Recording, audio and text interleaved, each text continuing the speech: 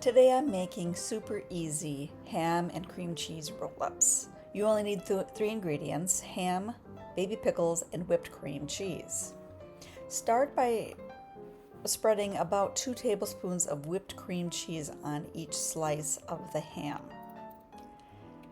Spread it out evenly and to all the edges because you want that cream cheese to be in every bite.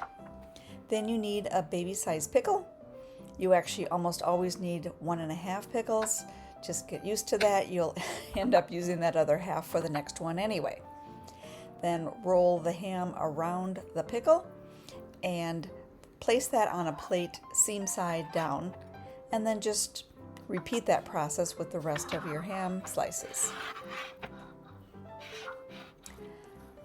Cover this plate of roll-ups with some plastic wrap and leave it in the fridge for about 30 minutes.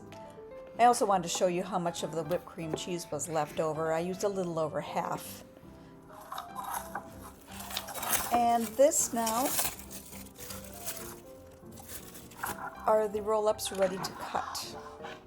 The 30 minutes is a minimum, by the way, so this is a great appetizer to make in advance and just let it sit in the fridge for a couple of hours until you're ready to do the final step.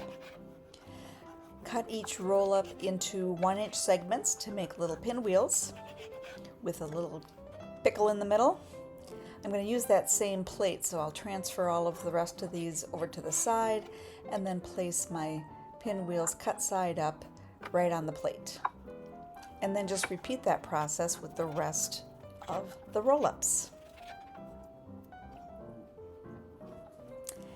These appetizers are low carb, keto friendly, and extremely tasty. I hope you enjoy.